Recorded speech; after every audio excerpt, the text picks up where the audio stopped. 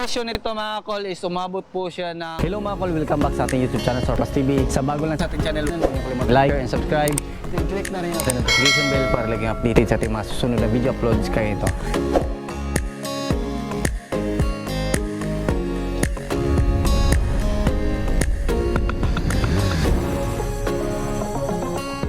Welcome back na naman dito sa ating YouTube channel. For today's video mga call, ipakita natin yung ating Suzuki Everyone DE17V 4x4O all-wheel drive RO6 engine VVT naka-turbo. Ayan, pakita natin. Fully custom po yung unit natin mga call. Tapusin natin yung video para malaman natin kung magkano ang presyo sa ating unit. So dito makita natin yung kulay ng ating unit is gold color. Ito yung request na color ng ating unit. Ito yung ating headlight. So original po sa DE17V. Park light din yung ating signal light. Din dito naman sa ating fog lamp, meron tayong customized fog lamp na meron siyang signal light at saka park light. Ito yung park light natin at saka signal light. Din sa gitna yung angel eye natin na ilaw. Ayan. Then ito is inspired po sa DE17 W na fog lamp housing. Din dito meron tayong solid na bumper. Ayan. Then with antenna. Ito yung antenna na pinalagay ng ating customer.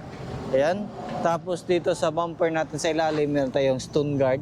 Yan po yung stone guard natin.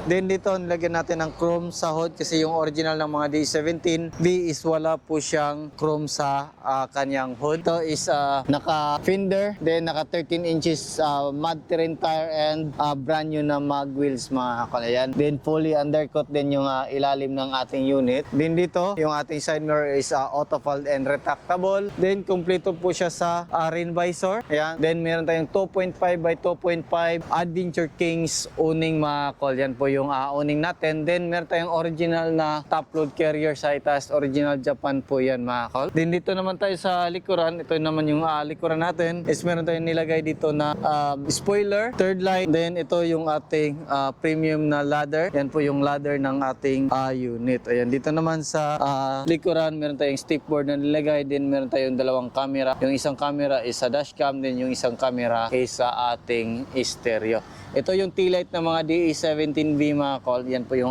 taillight niya. Yan. Original po yan. Then dito naman tayo sa likuran is nalagay po tayo ng third set based sa request ng ating customer. At the same time, pwede natin to gawing storage box. Ayan. Dito naman is naka brand new matting po tayo mga call. Then yung ceiling natin is brand new na din. Yan. Meron tayong ilaw dito sa likuran. Yan o. Then check natin yung dito sa sliding natin. Check natin. Yun. So, dito makita natin naka-captain seat po tayo mga call. Meron siyang headrest, meron siyang armrest, then meron siyang cup holder dyan sa sliding natin. Then, power window na po yung sliding natin. Yan po yung captain seat natin mga call. Makita natin dalawang mini fan po yung pinalagay ng ating customer. Yan, dito naman makita natin is brand new na po yung matting natin. Dito, pinturado bago na, lahat ng D17V na captain seat is naka-plastic cover po dyan. Dito yung ating jack at saka tie wrench. Ayan. Tapos, yan, check natin yung upuan natin. Paano natin i-fold para makita natin kung gaano kalaki yung mga minivan natin. Ayan o. Hilain lang natin dito. Tapos, hilain natin. Tapos, hilain natin to. Ayan. So, ganyan kalaki yung space ng ating minivan mga call pag naka-fold po yung ating mga upuan. Yan no? Grabe. So, swak talaga pag kung gusto nyo na multi-purpose po yung inyong sasakyan na gusto mga call. Kita natin dito, all power, auto fold sa ating side mirror, then sa ating mga window, power window po siya mga call. So, try natin. So, turn on natin yung ating susi. Ayan. Tapos, try natin yung power window. Yan, all goods. Then, dito sa likuran, then all goods. Then, dapat nakasarado siya para mag-open and close. Then lahat ng window natin is naka-half lang po yan kasi for safety po yan sa mga bata. Ayan, dito rin meron din tayong child lock dito mga call. Ayan. Ito yung child lock natin. Pag nakababa is naka-lock po yan. Then pag nakataas is naka-unlock. Yun.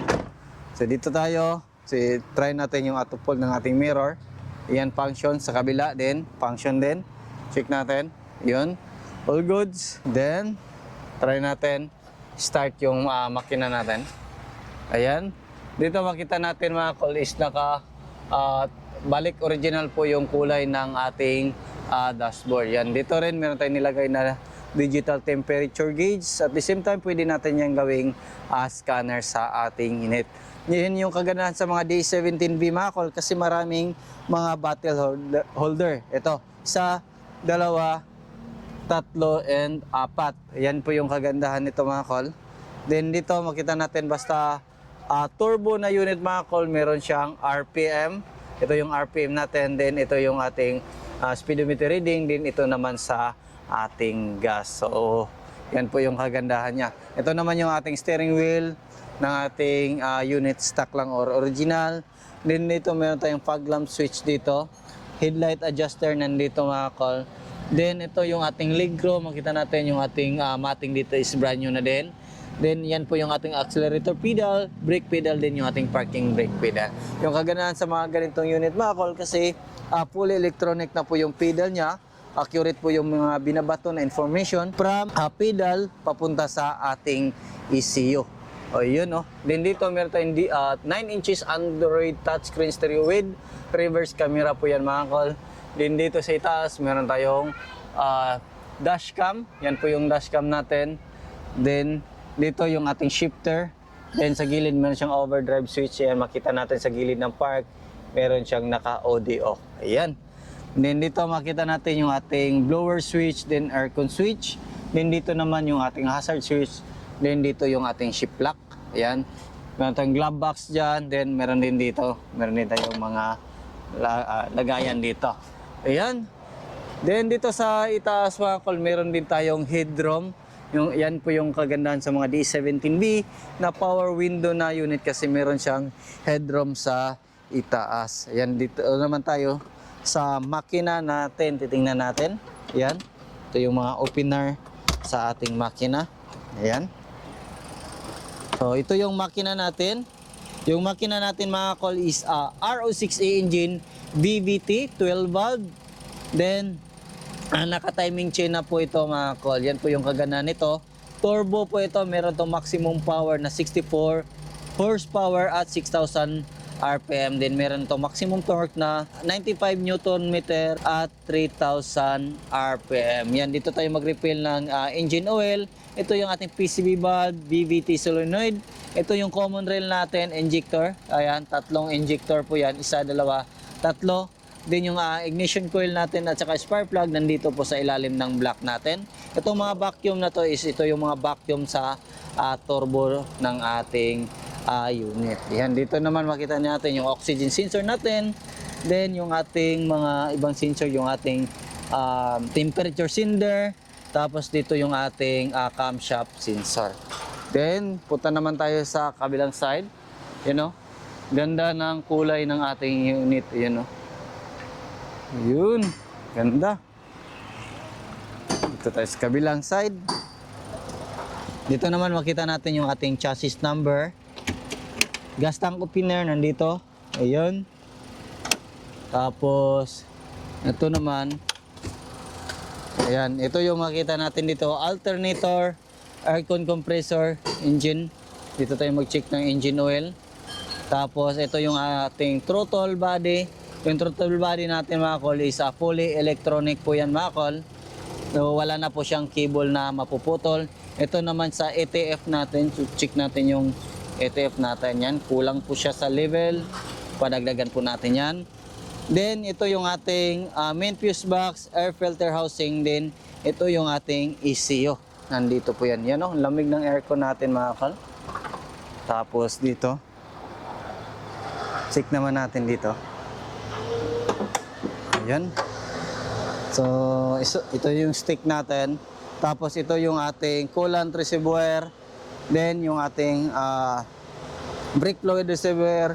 Then yung ating windshield washer reservoir. Presyo nito mga kol is umabot po siya ng 454,000 all in na po mga kol. Kasama yung upgrade ng ating unit. Yung basic setup nito, running condition na po mga kol, naka-mag wheels is 330. Tapos nag-upgrade yung customer na off-road concept plus mga bumper, then awning tent, then Japan original na top load carrier. Kaya umabot po siya ng 54,000 all in po mga kol. So yan lang siguro yung aming vlog for today. Maraming salamat po sa inyong patuloy na pagsubaybay. Sa bago lang sa ating channel, huwag niyong kalimutan i-like, share, and subscribe. Din click na rin yung ating notification bell para updated kayo sa ating mga next video uploads kayo ito. Ingat po mga kol and bye-bye. God bless po sa ating lahat.